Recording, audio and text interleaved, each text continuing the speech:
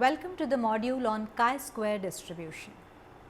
By the end of this session, you would have understood what are parametric and non-parametric tests, what is a chi-square test, what are the different situations where chi-square test can be used, and exactly how to use the chi-square test. There are many common situations where the underlying distribution is either not normal or it is unknown, or where it is not possible for the researcher to make any rigid assumptions about the shape of the population from which the samples for the study have been drawn.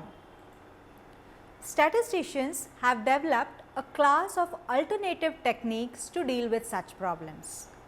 These are known as non-parametric or distribution free methods. A non-parametric method may be defined as a test in which no hypothesis is made about the specific values of the parameters. On the other hand, parametric test implies that the scores or the observations should achieve either an interval or a ratio scale of measurement.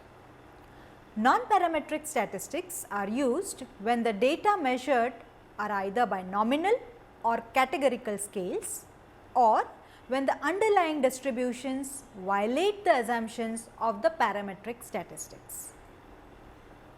The Greek letter chi-square was first used to describe this situation by Carl Pearson in the early 1900s. The chi-square tests are used most often to analyze such type of data which consists of counts or frequencies. The chi-square statistics are formulated basically to determine whether an observed number differs either from chance or from what was expected. Pearson has termed this as goodness of fit test to describe how well the theoretical and the observed frequencies fit the expected frequencies. The simplest chi-square design uses a single independent variable on a nominal or a categorical scale with just two levels. Let us now see what are chi-square designs. Two-cell design, which is also sometimes known as the equal probability type design, is the easiest form of the chi-square test. It is known as two-cell experiment, where the outcome of the experiment is the each event or the participant and falls in one and only one of the two cells. For example, a researcher has chosen 25 participants, 10 of whom are male and 15 are female, and wishes to know if there are significantly more females than the male participants. Assuming that the participants were chosen from a population where the number of females and males is equal, then the probability of a male participant being chosen is exactly 1/2 or 0.5, and the same holds true for a female participant. How do you deal with this problem using a chi-square test? The steps can be said as follows. First, formulate a statistical hypothesis. Next, construct a table of the observed and the expected cell frequencies. The greater the deviation between the observed and the expected frequencies, the greater is going to be the calculated chi-square value. Also, sum of the observed frequencies, that is SUM, sum of the observed frequencies must be equal to the sum of the expected frequencies. The third step is to select a significance level, which is usually termed by the Greek alphabet alpha. Next, use the table for the critical value of the chi-square. Based on the critical value and the cutoff value, make your decision and then draw the conclusion. For example, the first step, if we see, is to formulate a statistical hypothesis. H naught which is the null hypothesis, is nothing but the equality between the two probabilities. That is, probability of being a male is exactly equal to probability of being a female.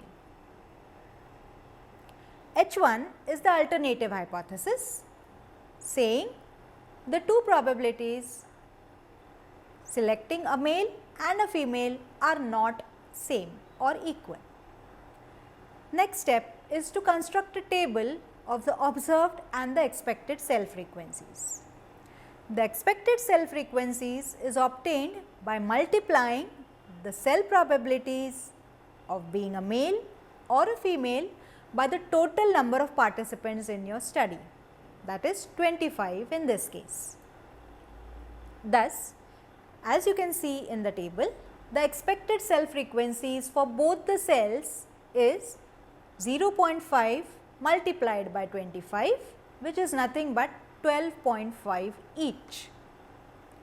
Then we go ahead and calculate the chi-square statistic using the formula observed minus expected frequencies bracket square divided by the expected frequencies. The third step is to select a significance level alpha. The significance level is nothing but the probability value which provides us with the criteria of either rejecting the null hypothesis H0 or accepting it. Generally, 0.05 or 0.01 are used in the statistical hypothesis testing. In this example, we would be using alpha as 0.05. With this significance level, now we go ahead and use the table for the critical value of chi-square. For a particular significance level, the critical values needed for locating the rejection region depends on the degrees of freedom using the cutoff values from the table. In our case, the degrees of freedom are nothing but the number of cells minus 1. So, we have 2 cells. So, the degrees of freedom would be 2 minus 1, which is 1. Here you can see the table which has been used to find out the critical value of chi-square. The rows denote the degrees of freedom as in 1, 2, 3, 4, 5, etc., whereas the columns across denotes the level of significance alpha. As you can see in the figure, using the table we can very well find out the area which is the rejection region and the acceptance region. The yellow region in the diagram across is the acceptance region, whereas the blue one is the rejection region. If our calculated value of chi-square is greater than or equal to the critical chi-square value or the cutoff value, we are going to reject the null hypothesis. Based on this, then we give our decision. Comparing the calculated value with the critical value as given in the table comes out to be 3.84. As we can very well see, our calculated value falls clearly in the acceptance region. So, we accept the null hypothesis H0, or in other words, we retain it as it is. Then we move to the conclusion. The observed frequencies do not significantly vary from the theoretical cell frequencies beyond what might be expected by chance. Thus, we conclude that it was observed that there were more females than males in the experiment. The differences were not statistically different beyond the chance factor. Now, let us see what are the properties of a goodness of fit test. The data are usually in the form of observed frequencies. This means that there is only one data value for each category. Therefore, the degrees of freedom is 1 less than the number of categories. Secondly, whatever value you get follows a chi-square distribution. Remember, the value of the test statistic does not change even if we change the order of the categories. The chi-square test is used in two similar but distinct circumstances. Firstly, for estimating how closely an observed distribution matches with the expected distribution. This is often referred to as the goodness of fit test. Secondly, for estimating whether there is any association or relationship between two random variables. In other words, whether they are independent or dependent on each other. Let us see what is the chi-square test of independence. This is also known as the two-way chi-square test. It is used when a score is categorized on two independent dimensions. Here, the researcher is interested in knowing if the two factors are independent of each other. If they are independent, then knowing a participant's score or observation on one factor tells the researcher nothing about the participant's score on the second factor. If, on the other hand, the factors are dependent, then the knowledge about one factor can certainly help predict us the second factor. Now, let us see what do you mean by a contingency table. The table of observed and expected frequencies, as we have seen in the previous example, is often represented in the form of a 2 by 2 row and column table. Such a table is known as a contingency or a two-way frequency table. So, if we see a table which is given here, we have two categories and two data types each, which gives us a 2 by 2 table. The cell first row first column is usually denoted by small alphabet A. First row second column is usually denoted by alphabet B. Second row first column is denoted by the alphabet C, whereas second row second column value is denoted by the alphabet D. The row totals then can be represented as A plus B and C plus D respectively, whereas the column totals can be given as A plus C and B plus D respectively. Remember, the grand total of all the four values is nothing but the total frequency capital N. The columns symbolized by C represent one categorization into which the subjects may be placed. On the other hand, the row symbolized by R is nothing but the second type of categorization for the same response.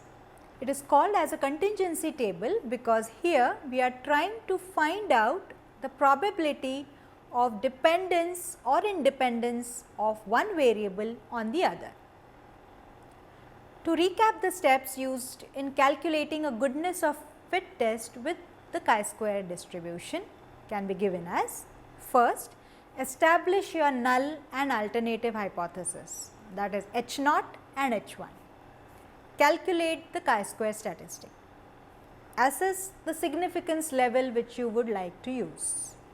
Finally, based on the cutoff value, decide whether to accept or reject the null hypothesis. Let us summarize the entire module. Parametric statistical tests are based on the assumption that the samples come from the populations that are normally distributed. Here, the level of measurement for the parametric tests is assumed to be either interval or at least ordinal. On the other hand, non-parametric statistical procedures are designed for ordinal or nominal data and are distribution free. In these tests, no hypothesis is made about specific value of the population parameters. The chi-square test is a statistical test used to examine differences with categorical variables. The discrepancy between the observed and the expected frequencies is the subject of the chi-square test of significance. Remember, the chi-square test can be used in two similar but distinct circumstances. The goodness of fit test is mostly used for a single dimension data, whereas the test of association is used when we have two dimensions. Hope this module has given you a good idea about the chi-square distribution and the related chi-square tests. Thank you.